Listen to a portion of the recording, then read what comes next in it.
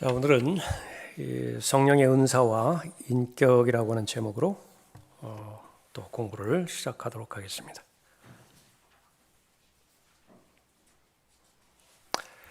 하나님과의 관계를 떠난 은사는 이 고린도 교회에서 드러난 것처럼 악한 일들만 초래합니다.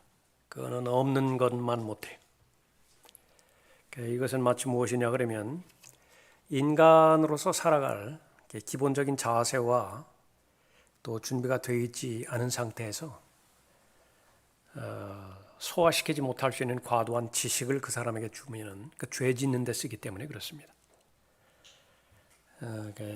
이 모든 인간 관계를 파괴시키는 데 있어서 자기가 가지고 있는 지혜라든지 지식이라든지 여러 가지 도구들, 그것들이 아주 치명적으로 악한 일들에 사용되어지기 때문에 그런 것이죠. 하나님을 두려워하는 것이 지혜와 지식의 시작이라고 말씀하신 것은 아무리 많이 강조해도 지나치지 않습니다.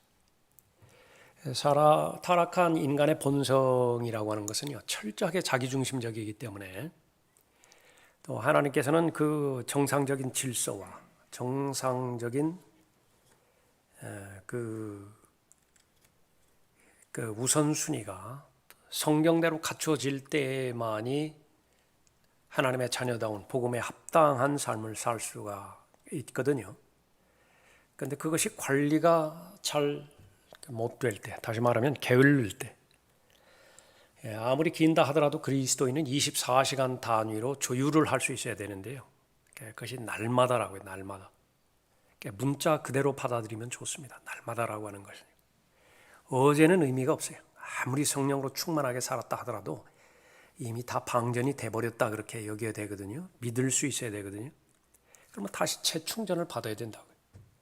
그러니까 하루하루 살아가는 그런 인생인데요. 충전을 아주 끔찍히도 싫어하는 것이 바로 육신입니다. 그러니까 육신은 이 육신의 성향과 육신의 그 기호로 가득 차 있기를 그렇게 바라지요. 결코 그 육신의 요소가 부인되어지고 거룩한 영의 요소, 성령 하나님의 모든 요소들로 가득 채워지는 것을 죽기보다도 싫어하는 거예요. 그럼 어떻게 되는 것이냐? 성령 하나님의 그 능력으로 말미암아서 육신을 죽여나가야 돼요. 자비를 베풀어서는 안 됩니다. 육신적인 요소에 대해서. 그런데 계속해서 시간이 흐르면 흐를수록 인본주의 성향이 더욱더 강해지거든요. 그래서 이 인본주의 성향 가운데서 보면 극도로 혐오하고 싫어하는 것이 하나님의 말씀의 본질입니다. 첫 자리에 예수 그리스도를 놓으라고 하는 이 하나님의 명령과 하나님의 말씀에 대한 명제, 이것을 아주 부인하는데 동원할 수 있는 모든 것들을 다 동원하는 것입니다. 그러나 성공적인 그리스도인의 삶의 성패는 거기에 달려 있어요. 매일매일마다 자기를 부인하고 성령 하나님으로 충만하게 채워지는 것이냐. 이 성령의 은사들은 능력이거든요. 한마디로 말하면. 능력이라고 하는 것은 힘을 가져다 준다고요. 그런데 이 능력과 그 힘으로 무장된 그리스도인이요, 그 하나님을 믿는다라고 하는 사람이 동기가 잘못되어지면 얼마든지 악용할 수 있어요. 성령께서 주시는 타고난 재능부터 시작해서 또 우리가 받은 것 가운데서 위로부터 받지 않은 것은 아무것도 없죠. 그 부분은 공부할 수 있는 능력이 있고요. 일을 할 수 있는 능력이 있고 사업 기질과 사업 수단이 있다고요. 이런 모든 부분들도 직접적으로 하나님의 은사와는 직접적인 관계가 없다 하더라도 부인할 수 없는 것은 모두가 다 하나님으로부터 부여받은 것입니다. 그러니까 이 부분이 분명해지지 않으면 이 은사는 얼마든지 오용되어질 수 있고 악용되어질 수 있다.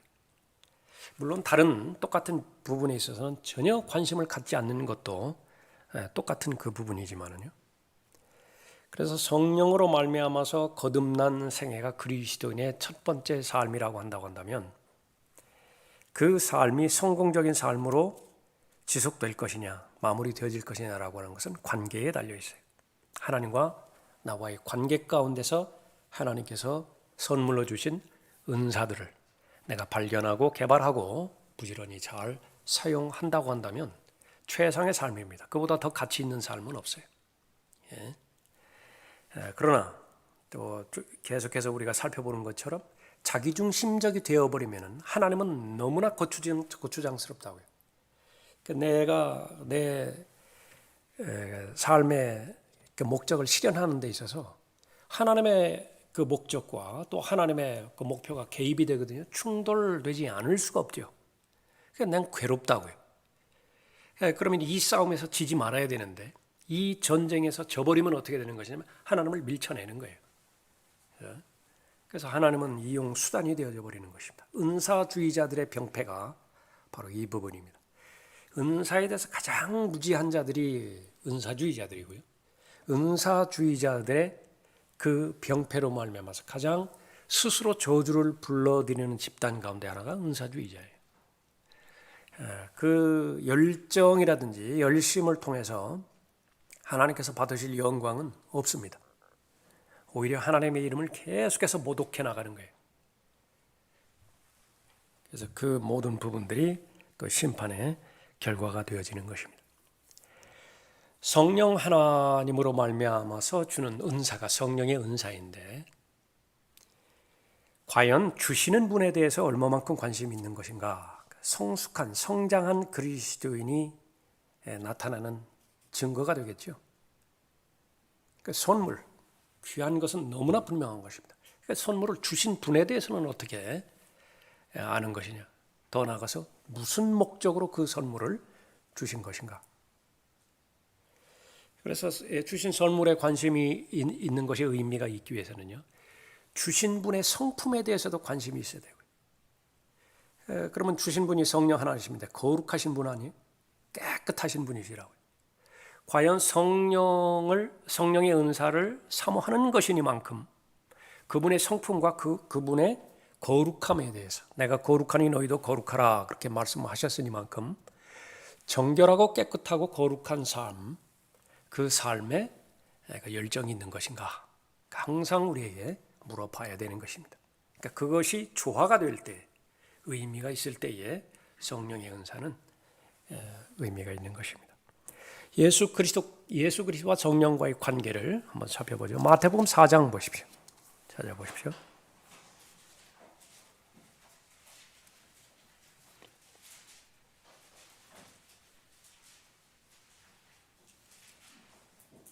(4장 1절에)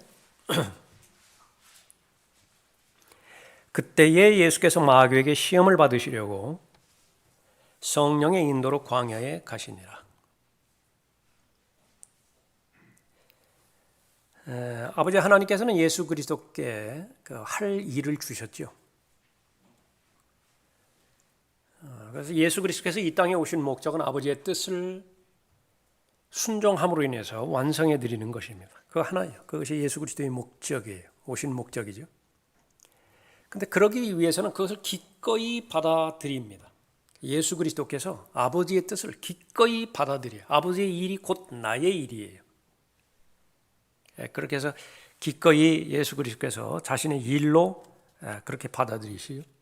그런데 예수 그리스도께서 앞으로 행하셔야 될 일은요. 100% 온전한 인간으로서 행하셔야 돼요. 그러면 딱 두 사람이 대조가 되어지는 것입니다. 누구냐? 첫 번째 사람 아담하고요. 두 번째 아담, 마지막 아담인 예수 그리스도예요. 그리스도가 아니죠. 예수예요. 예수님이죠. 예수님. 그러니까 똑같은 인간입니다. 공통점은 뭐냐면 둘 다 죄가 없어요. 첫 번째 사람은 죄 없어요. 완전하지는 않습니다. 아담도 완전하지 않고 예수 그리스도도 완전하지 않아요. 인간으로 오셨을 때 얼마든지 죄 지을 수 있는 여건과 환경 가운데 지금 노출이 되어 있다고요. 다른 점은 무엇인가? 아담은 불순종했어요. 예수 그리스도는 끝까지 순종하신 것입니다. 그러니까 그것이 다른 점이에요. 그래서 결코 예수 그리스도께서 이 지상에서의 아버지 하나님께서 맡겨주신 사역을 감당하는 데 있어서 하나님이시기 때문에 당연히 그렇게 하셨다라고 하는 것은 마귀가 또 쳐놓는 또 하나의 함정이에요. 왜 그러냐면 그런 생각을 주므로 인해서 나와 괴리감을 발생하게 만들어버려요. 그것은 예수님의 영역이고 나는 나의 영역이고 이 둘 사이에는 건널 수 없는 괴리가 실존적으로 존재하고 그렇게 이중적인 삶을 사는 것입니다. 그렇게 되어지면 예수 그리스도에 대한 믿음의 창시자여 완성자이신 예수 그리스도라고 말씀하셨는데 그건 관념 속에 가둬버리는 거예요. 추상적인 개념으로만 받아들이는 것입니다. 일종의 철학이에요. 기독교 신앙이 일종의 철학이라고 말이죠. 그래서 삶을 살다가 무슨 어려움 당하고 외로움 당하고 어려움 당했을 때 이 지적인 만족에 의해서 철학자들이 만족하듯이요. 무슨 인문학에서 나름대로 도움을 주듯이 이 기독교 신앙이라는 것은 고작 그런 것밖에 주지 못하는 것입니다. 절대로 그렇지 않습니다. 그 벽을 넘어야 되는 것입니다. 그러니까 똑같은 인간인데 바로 예수 그리스도께서는 온전한 인간으로 이 땅에 오셨다고 말이죠. 그 일을 완성하게 도우시고 역사하시는 분이 성령 하나님이세요. 그런데 이 똑같은 상황이요. 아담의 한 예가 있었고 예수님의 한 예가 있었고요. 두 가지 예밖에 없을 것 같지만 또 하나의 경우가 있어요. 그게 무엇이냐 그러면 그리스도 안에 있는 새로운 피조물이에요. 우리의 육신의 죄들로 이루어졌기 때문에 하나님의 뜻을 받아들이고 순종한다는 자체가 원천적으로 불가능해요. 그러나 그리스도 안에 있는 새로운 피조물, 재창조된 새로운 나가 있다고요. 새로운 자아가 있어요. 이 자아는 죄가 없어요. 죄가 없기 때문에 똑같이 예수님께서 이 지상에서의 삶 가운데 아버지 하나님의 뜻에 순종할 수 있듯이 그 능력을 가지고 있다고. 조건은 무엇이냐 그럼 성령 하나님의 인도함을 받으면 돼요. 그래서 아버지 하나님께서는 계획을 가지고 계시고요. 그 계획을 담당하시는 분이 바로 아들 하나님이신 예수 그리스도세요. 아버지의 뜻을 순종하기 위해서 이 땅에 오신 것이죠. 전적으로 의탁을 하는데요. 성령 하나님께 의탁을 하는 것입니다. 성령 하나님께 자신을 헌신을 하는 거예요. 예수 그리스도께서. 그러면 성령의 인도를 받을 수 있는 것입니다. 다시 보십시오. 1절에. 그때에 예수께서 마귀에게 시험을 받으시려고 성령의 인도로 광야에 가시니라. 오늘 살펴볼 말은 성령의 인도로예요. 예수님께서 직접 가실 수도 있었겠지만 성령의 인도로 가셨다라고 하는 그 부분이죠. 그래서 예수님의 능력의 근원이 어디였느냐? 그 성령 하나님이에요. 피곤하면 주무셔야 됐다고요. 배고프면 잡수셔야 됐고 목마르면 물을 마시셔야 됐죠. 인간이라고, 똑같은 인간이라고. 그런데 어떤 능력 가운데서 다 이루었다까지 그렇게 말씀하실 수 있겠는가? 성령 하나님의 인도를 받는 것입니다. 시험하는 자는 완전히 이 세상의 신으로서 시험을 하죠. 그런데 계속 대항하는 것은요, 성령 하나님의 인도하심 가운데서 순종하는 것입니다. 그 말씀으로 기록되었으되 세 번에 걸쳐서 그렇게 하는 것도 온전히 성령을 의탁하셨다라고 하는 사실을 우리가 아는 것입니다. 요한복음 1장 보겠습니다.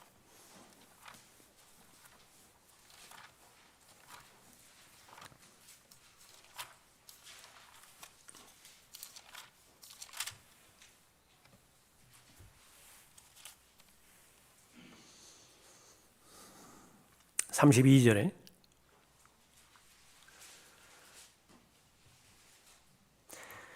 또 요한이 증거하여 말하기를 나는 성령께서 하늘로부터 비둘기같이 내려와 그분 위에 머무시는 것을 보았노라.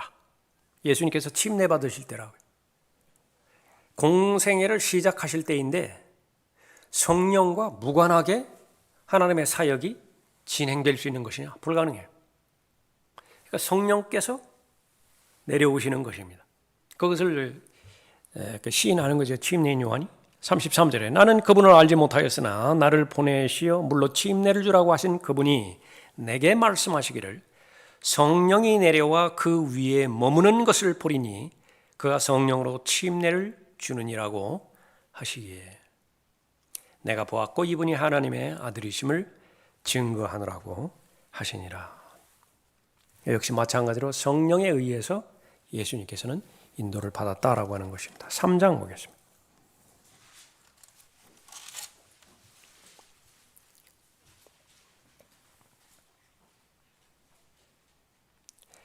(34절에) 하나님께서 보내신 분은 하나님의 말씀들을 말씀하시나니 이는 하나님께서 그에게 성령을 한량 없이 주심이라. 그러니까 말씀과 성령은 분리되어질 수 없다라고 하는 사실을 볼 수 있는 거죠. 그 교리가 하늘로부터 온 것이냐 아니면 자의적으로 말하는 것이냐, 성령에 의해서 달려 있는 것입니다. 이 마귀는 어느 시대에나 마찬가지지만 특히 이 시대에요. 마귀를 인식하지 못하게 공격하는 것이고 성령을 의식하지 못하게 공격하는 것입니다. 아주 치명적이에요. 그 두 부분은. 이 두 가지를 의식하지 못하면은요, 그 사람은 자신에게 집중합니다. 자신에게 몰두를 해요. 그래서 거의 대부분의 선택의 요인과 결정의 요인이 자기 생각이에요.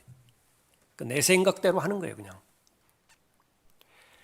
고린도전서 3장 16절, 17절 같은 경우에 분명히 당연하게 여겨지는 사실인데도 거의 모르는 채, 의식하지 모르면 무지한 것이거든요. 모르는 채 지내는 것을 무엇이라고 그러면 내가 하나님의 성전인 것을 모르는 채 지나게 만드는 것이거든요.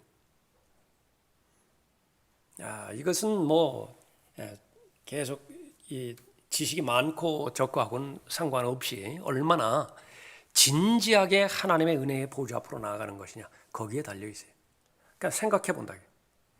내 안에 성령께서 계시는 것인가? 현실적으로 말한다고 한다면요, 옆에 누군가가 동행한다고 한다면, 아니 나와 전혀 무관한 사람인데도 그 사람이 나를 보고 있다라고 하는 건 인식 하나만으로도 그 짓을 안 한다고. 그 말을 안 해요. 내가 그 말을 했다고 한다면 그 부분이 공개적으로 폭로가 되어져 버릴 것을 뻔히 안다고요. 상대방 지금 녹음기 켜놓고 있다는 걸 내가 알고 있다고 그래요. 내가 함부로 말을 하겠는가? 눈에 보이는 사람에 대한 의식만으로도 그렇다고 해요. 그러나 얼마만큼 하나님께서 존재하시는 것을 믿지 못하는 것이냐 그러면 내가 성전인 것을 믿지를 못해. 믿지 않는다고 말이에요. 그러니까 그 사실 하나만 내가 믿을 수만 있다 하더라도요, 거의 대부분의 자백의 기도는요, 자백해야 되는 기도, 회개해야 되는 그런 영역에서는 자유로워지는 것이에요. 근데 그것을 하지를 못한다. 그러니까 여러분들 마찬가지입니다. 그 사람의 그 생애를 살펴봤을 때 얼마만큼 그 사람이 성숙한 것이냐, 성숙하지 않은 것이냐, 그 사람이 하는 말을 좀 보라고요. 그 사람이 하는 말이 공개적으로 폭로가 됐을 때, 공개되었을 때에도 주저하지 않을 말이던가. 그리스도인은요, 될 수 있으면 사생활이 없어야 돼요. 될 수 있으면 사생활이 없는 삶을 살아야 되는 것이 그리스도인이에요. 어디를 공개한다라도 투명하다. 그래서 그리스도인이 가지고 있는 생각과 그 생각에 의해서 표현되지는 말, 또 실행이겠죠. 그것이 일치가 되어야 되는데 성경에서는 그것을 신실하다 그렇게 말합니다. 그래서 그리스도인의 존경의 대상은 하나밖에 없어요. 신실한 사람만이 존경의 대상이에요. 능력이 탁월하다든지 그런 것들은 뒤따라오는 결과들이고요. 그래서 바로 성령께서 얼마만큼 현실적으로 나를 인도하고 계시는 것인가. 그렇게 될 때에 그렇게 부지런하게 그런 의식을 계속해서 의식화하는 것처럼 생각하는 사람은요, 성령께서 보호해 주세요. 성령께서 그 사람의 삶을 인도해 주시는 것입니다. 사도행전 1장에도 보시면 예수님의 사역이 성령 하나님과 어떠한 관계가 있는 것인가 살펴봅니다. 사도행전 1장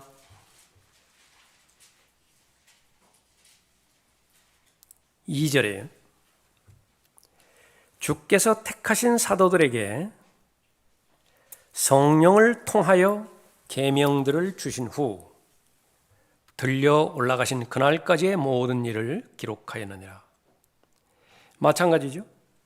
성령을 통하여 계명들을 주셨다라고 하는 그 부분입니다. 이것을 사도행전 1장 1절 2절이잖아요. 지금 보는 거. 그러니까 이것이 시작이라. 성령이 시작이 되어서 성령께서 어떻게 제자들을 인도해 주셨는가. 그것은 바로 예수 그리스도에 관련된 부분들을 그렇게 살펴봐도 됩니다. 히브리서 1장에도 보면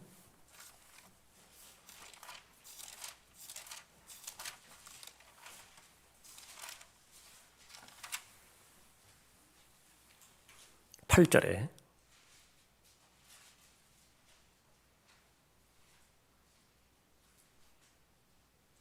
그러나 아들에게 말씀하시기를 오 하나님이여 주의 보좌는 영원 무궁하며 주의 왕국의 홀은 의의 홀이니이다. 주께서는 의를 사랑하고 죄악을 미워하셨나이다. 이로 인하여 하나님 곧 주의 하나님께서 주께 기쁨의 기름을 부어 주의 동료들보다 우위에 두셨나이다. 아버지 하나님께서 기름 부어 주셨는데요. 그 성령 하나님의 기름을 부어 주신 것입니다. 누구한테 부어 주셨죠? 아들 하나님께, 예수 그리스도께. 어디를 보나 성령 지상의 그 사역을 실행하는 데 있어서 성령 하나님의 인도함을 받았던 것입니다. 구속 사역에도 마찬가지예요. 9장에 보십시오. 히브리서 9장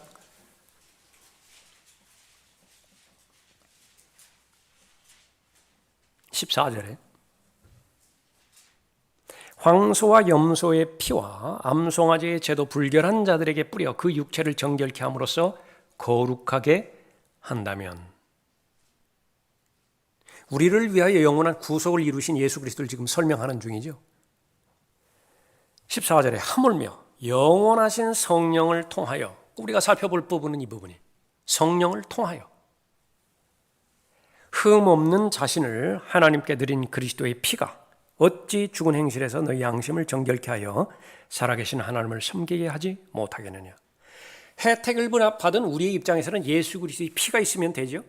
그러니까 예수 그리스도의 피가 있으면 우리는 정결하게 된다고요. 거룩하게 된다고요. 그러나 예수 그리스도의 피가 흘려지기까지 어떤 과정이 있었는 것인가? 성령 하나님께 온전한 순종이에요. 성령 하나님께서 역사하시는 것이라고요. 예. 얼마만큼 인간으로서 이 십자가에 달려 자신의 피를 쏟아내 십자가의 죽음에까지 순종하기까지 얼마나 자신의 뜻과 그러니까 예수 그리스도는 온전한 인간이시잖아요. 온전한 인간이라고 하는 말은 예수님의 영은 인간의 영이에요. 예수님의 혼은 인간의 혼이고 예수님의 몸도 인간의 몸이라고 말해요. 그러니까 이 요소로 이루어진 것이 바로 예수 그리스도의 인간됨이세요. 그런데 예수님은 또한 동시에 하나님이시죠. 그래서 예수님의 영인 성령 하나님께서 하늘에 동시에 앉아 계시는 것입니다. 머무르는 것이라고 말해요. 그러나 이 지상에서 사는 동안에는 인간의 영을 가지고 사역을 하신 거예요. 돌아가실 때에 자신의 영을 의탁하시잖아요. 내 영을 받아주시라고 의탁하잖아요. 그 성령 하나님이 아니에요. 그 영이. 그 인간의 영이란 말이에요. 예? 그래서 예수 그리스도께서 그 실제로 십자가에 달려 돌아가시기까지 끊임없이 자기를 부인한 거예요. 그 능력은 어디서부터 온 것인가? 성령 하나님으로부터 온 것입니다. 성령을 통하여 흠없는 자신을 하나님께 드린 그리스도의 피라. 그렇게 언급하고 있죠. 그래서 이 구속의 역사라고 하는 그 부분들은 예수 그리스도께서 한 인간으로서 죄인들의 죄를 짊어지고 십자가에서 죽으셔야 되는 것을 뜻한 것인데 이 모두가 성령 하나님의 인도하신 가운데서 나왔다라고 하는 것입니다. 우리 고린도전서 12장 보겠습니다. 오늘 교재인데요.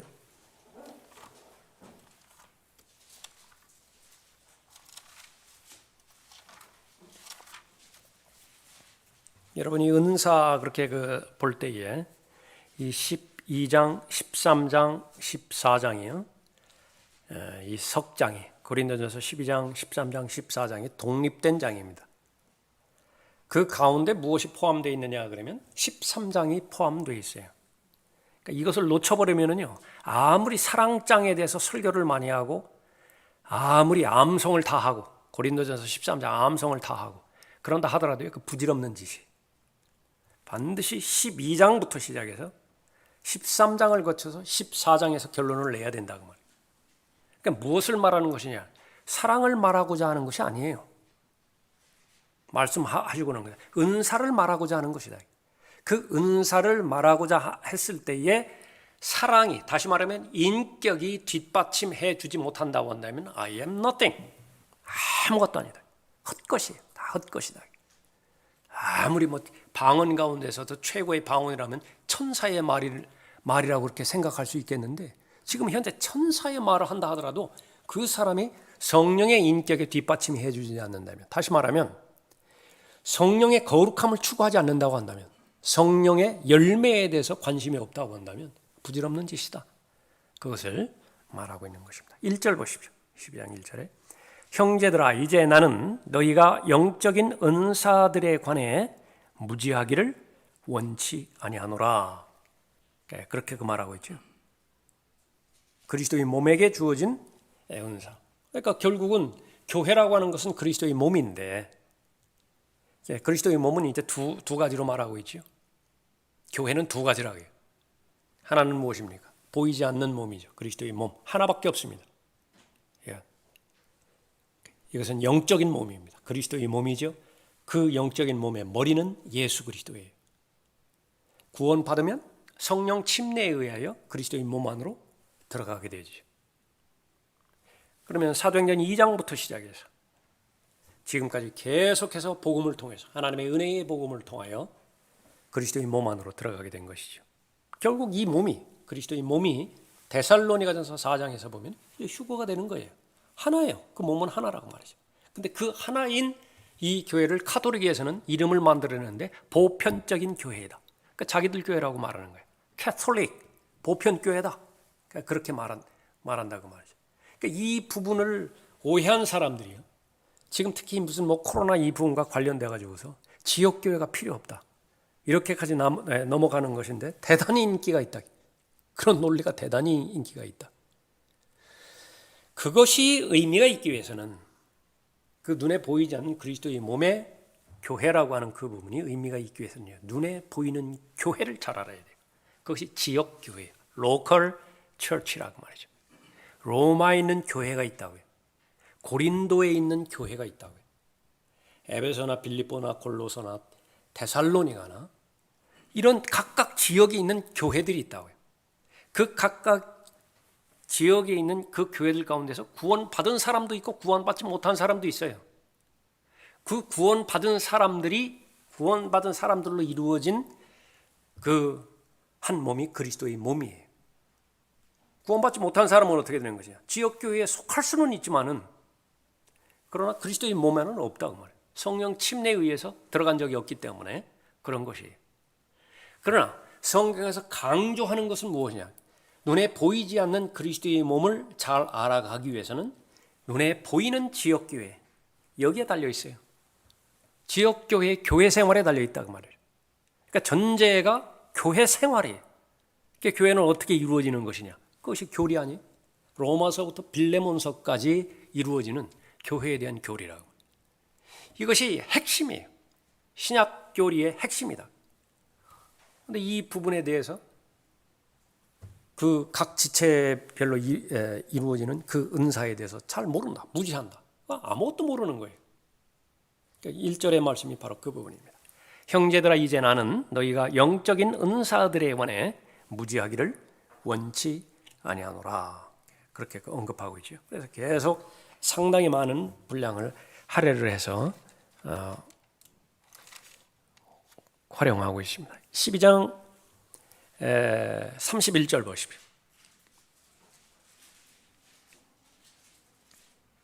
오히려 너희는 최상의 은사들을 열망하라. 이제 내가 너희에게 더 좋은 길을 보여주리라.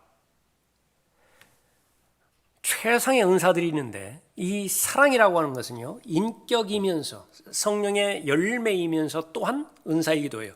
그렇게 겹치는 부분들이 많죠. 예를 들어서 믿음도 마찬가지입니다. 믿음도 은사이면서 또 하나의 성령의 열매예요.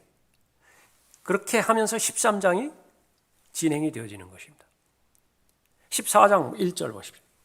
사랑을 추구하라. 영적인 은사들을 열망하되 특별히 예언을 할 수 있도록 하라. 그러고 나서 14장에서는 이제 다음 시간이나 다다음 시간에 다룰 것이지만 방언에 대해서 아주 부정적으로 다룹니다. 그러니까 성경에서 말하는 방언 잘 알아야 된다고요. 외국어로서의 방언이 있고 알지 못하는 방언이 있어요. 외국어로서의 방언은 사도행전 2장에 나오는 방언이고 알지 못하는 방언은요, 고린도전서 14장에 나오는 방언이라고요. 성경에서 그렇게 부정적으로 사랑과 계속 비교를 해서 언급을 하는데 차라리 더 좋은 은사들을 열망하라고 그러잖아요. 그것이 무엇입니까? 지혜와 지식과 예언이에요. 하나님의 말씀에 대한 부분이라. 그렇게 해서 진행되다가 마지막 절 보시오. 14장 40절에 모든 일을 품위 있게 하고 또 질서 있게 하라. 은사들이 충돌되지 않게 하라. 그리고 나서 15장이 기록되어 있는데 15장은 전혀 별개의 내용이에요. 부활장이죠. 부활장으로 알려져 있는 것이 고린도서 15장 아니겠어요? 그래서 딱 끝납니다. 12장에서 시작해서 14장에서 끝난다. 그런데 이 부분에서 고린도전서 12장, 13장, 14장에서 강조하는 것이 무엇이냐면 성령의 은사는 반드시 관계 가운데서 확인되어야 된다. 성령의 은사는 반드시 인격의 기반 위에 세워져야 된다. 그렇지 않으면 그것은 나는 아무것도 아니다라고 하는 것입니다. 그래서 이 영적인 은사들 다시 한번 정리하면 그것은 능력이에요. 파워라고요. 사람은 인격적으로 계속 성장하는 부분이 한 부분이고요. 그 다음에 능력을 갖춰야 되죠. 이 두 가지가 다 갖춰야 돼요. 사람만 좋으면 아쉽다고요. 그 능력이 있어야죠. 사람만 좋으면 뭐예요? 능력이 있어야죠. 그 능력이 있는 사람은 또 사람 됨됨이가 아쉽다고요. 그 또 아쉬운 부분이죠. 그러니까 둘 다 갖추어 나가야 돼요. 그래서 성령의 열매도 필요하고 성령의 은사도 반드시 필요하다라고 하는 사실을 알아야 되는 것입니다. 성령의 열매는 인격과 관계가 있죠. 이 성령의 열매는 예수 그리스도의 성품이라 그렇게 말해도 돼요. 예수 그리스도의 충만하심의 장성한 분량에까지 이르는 것이, 다다르는 것이 구원받은 그리스도인의 목표 아니에요. 거룩하니, 내가 거룩하니 너희도 거룩하라. 그런 성품으로서의 성장을 말하는 것인데 그 역시 마찬가지로 성령의 열매에 일일이 견주면 다 마찬가지라고요. 베드로후서 1장에서 베드로가 자신의 장막을 떠날 때가 임박했을 때 마지막으로 한 유언의 말이 무엇이냐? 그것은 바로 인격적으로 성숙하라 그 말이죠.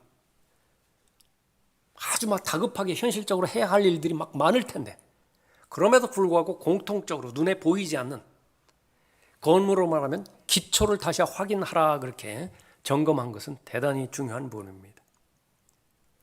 부지런히 with diligence 전심전력해서 믿음 위에 덕을 더하라고 말이에요. 믿음이 보여요. 덕이 보여요. 형제 위에 눈에 보이지도 않는다. 그 위에 사랑을 더하라. 베드로후서 1장 8절 이후에 그런 그 말씀이잖아요. 그렇게 될 때에 그리스도의 왕국에 들어가는 입구 이것은 무한정 넓혀진다. 다시 말하면 예수 그리스도의 재림을 가장 잘 준비하는 사람이 된다라고 그렇게 말하는 거죠. 그래서 항상 이 성령의 열매 이 부분에 대해서 우리가 잘 관심을 가지고 있어야 되는 것입니다.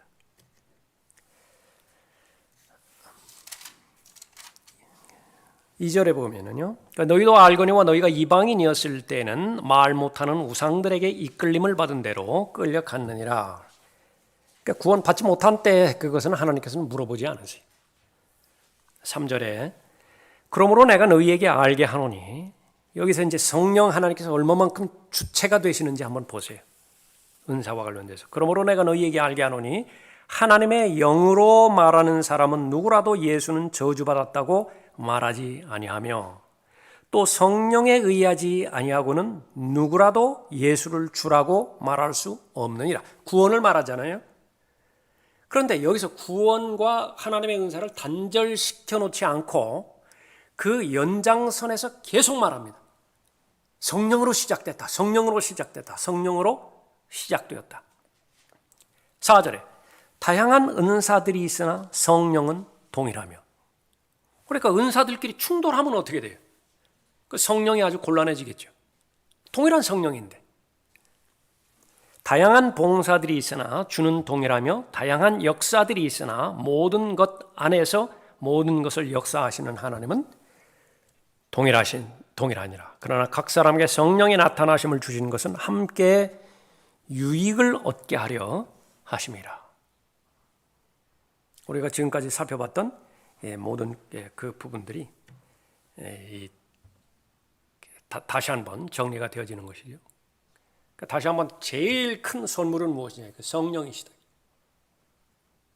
그 다음부터 나오는 성령을 통하여 지혜의 말씀도 주시고 또 지식의 말씀도 그렇게 주시고 하는 것이지만은 그러나 그 근원은 바로 성령 하나님으로부터 나오는 그 부분이기 때문에 성령 하나님이야말로 가장 커다란 선물이라.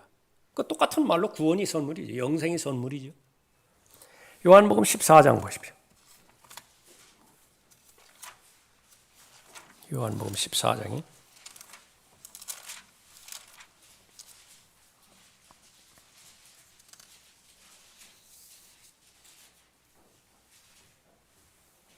16절입니다.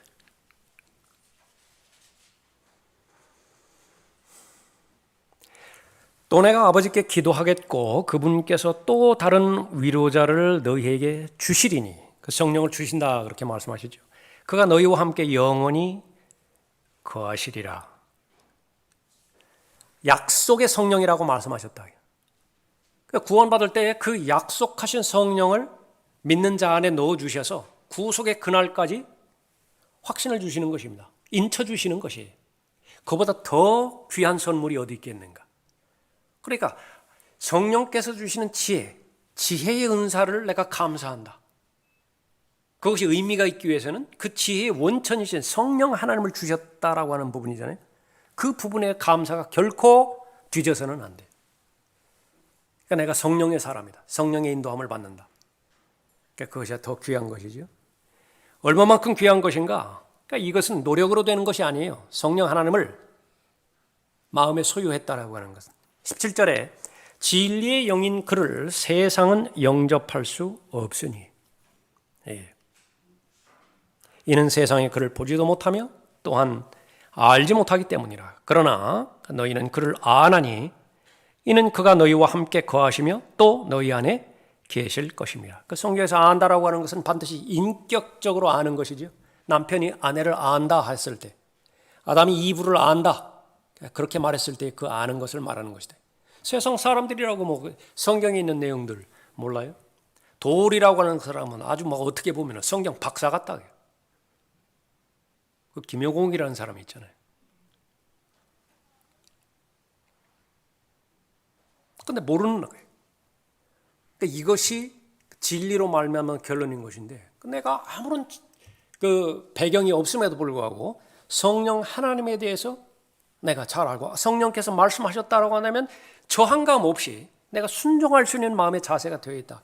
그러니까 그것은 성경에서 다시 한번 언급하는 것은요, 아버지 하나님께서 주신 거예요. 주신 것을 내가 받았다라고 하는 증거인 것입니다. 그렇기 때문에 가장 큰 이 증거는 바로 선물은 하나님이시다. 누가 선물을 줬어요. 뜯어보지도 않고 다른 사람한테 전달해 줬다. 그거 내가 나중에 알았다. 얼마나 기분 나쁘겠어요? 감사하지도 않고 뭐 가치 있게 쳐주지도 않아요. 그냥 관심도 없어요. 누가 그런 것이냐? 성령 슬프게 하는 사람들이에요. 성령을 소멸시키는 사람들이라. 아까 처음에 우리가 살펴봤던 것처럼 얼마만큼 내 안에 성령께서 역사하시고 성령께서 계시다라고 하는 것을 인식할 수 있는 것이냐? 그것이 바로 하나님의 사람이시라고 하는 그 부분이죠. 18절에 내가 너희를 고아로 남겨두지 아니하고 너희에게 오리라 그랬습니다. 성령 예수님께서 다시 오셔서 우리를 데려가시죠. 구속의 날까지죠. 구속의 날까지 성령 하나님께서 안 떠나시는 거예요. 나를 홀로 버려두지 않는 것입니다. 14장 보십시오. 14장 26절에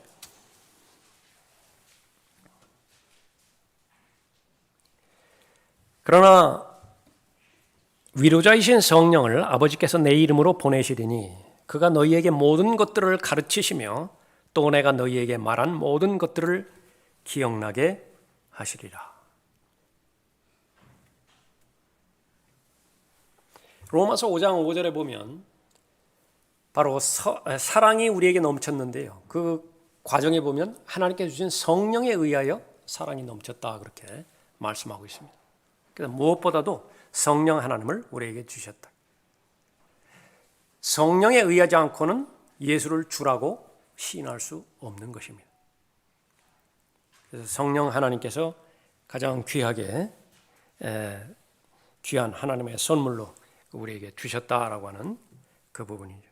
그래서 누구든지 예수 그리스도를 개인의 구주로 영접하면 가장 귀한 선물인 성령 하나님께서 그 사람 안에 들어오시는 것입니다. 성령 하나님은 죄를 미워하시는 분이죠. 더러운 거 아주 극도로 싫어하시는 분이십니다. 하나님의 것을 더럽히는 것, 그것은 참지를 못하세요. 꼼짝 안 하십니다. 어떤 기도도 듣지 않으세요. 일단 더럽혀졌다고 그런다. 우선순위가 예수 그리스도의 보혈로 깨끗하게 씻어져야 되는 것입니다. 그리스도인이 죄를 미워할 때가 있어요. 죄가 미워진다고요. 그리스도인이 그리스도인으로서 살아가야 되는 그 단계가 있는데요. 적개심을 품어야 되거든요. 그러니까 적개심이 없다. 그러면 실제로는 실제적인 의미에서는요. 이 성령 하나님과 동행할 수 없어요. 그냥 태어났다 뿐이에요. 마음으로 영접했다고 하면 태어났다 뿐이래요. 그러면 무엇을 저주해야 되는 것이냐? 그러니까 마귀를 저주해야 되고요. 마귀에 대해서 아주 적개심이 일어난다. 예. 그 마귀가 쳐놓은 모든 시험과 유혹과 함정들, 이 부분에 대해서도 내가 적개심을 했고, 왜냐하면 거기에 내 아들이 걸려든 거예요. 내 어머니가 거기에 걸려들었다고요. 그러니까 평생 빠져나오지 못하고 마귀의 저주 가운데서 마귀가 가야 되는 불못에 같이 끌려 들어가 버리는 것이에요. 그 주체가 누구냐 그러면 바로 마귀라고 하는데, 그런데도 불구하고 그냥 강 건너 불 구경하듯이 아무런 마음의 동의 없이 그냥 바라본다. 다시 한번 확인해 봐야 돼요. 갓 구원받은 그리스도인은 그럴 수 있다. 아무것도 모르잖아요. 진리의 지식에 대해서. 그러나 구원받은 지 오래됐음에도 불구하고 그 부분에서 아무런 적개심이 일어나지 않는다. 자기 아버지에 대해서 무슨 쌍욕을 하고 근거 없는 루머를 퍼뜨리고 막 아들의 입장에서는 막 심장이 터질 것 같은데 동원할 수 있는 모든 것을 다 동원하잖아요. 명예훼손으로 고소하는 것부터 시작해가지고서 내가 좀 벌금을 낸다 하더라도 몇 대 쥐어 박는다고요. 내 아버지를 그렇게 말했기 때문에. 모욕했기 때문에 그러죠. 그러나 하나님을 모독하는 그런 말들이 서슴없이 품어지고 하나님의 진리의 말씀이 손상당하고 변개당하고 이리저리 막 갈기갈기 찢겨지고 그런 사실들이 아는데도 아무런 마음의 동요도 없다. 물론 초신자 때는 이해가 돼요. 몰라요. 아무것도 모른다고 말이에요. 그러나 분명한 사실을 알매도 불구하고 그런 변화가 없다. 마음에 적개심이 없다. 적의가 생기지 않는다. 그렇게 된다고 한다면 다시 말하면 계속해서 하나님의 말씀 또 이 기독교 신앙 이 부분들은 처음에 우리가 살펴봤던 것처럼 관념 속에나 있는 것은 아닌가. 철학 속에 가두어 놓은 것은 아닌가. 자신을 잘 살펴볼 수 있어야 되겠죠. 그렇게 해서 절대로 이 고린도서 14장, 12장부터 시작되어지는 은사에 대해서 무지하면 안 됩니다. 영적인 은사에 대해서 무지하기를 원치 않는다 그렇게 말씀하시죠. 잘 알고 아는 것이 의미가 있기 위해서는 바로 성령의 인격이라고 하는 성령의 열매와 잘 연결이 됨으로 인해서 알아가면 알아갈수록 더욱더 하나님으로부터 귀히 쓰임받는 하나님의 자녀 그리스도인이 되어야 되겠습니다. 자, 오늘은 여기까지 하겠습니다.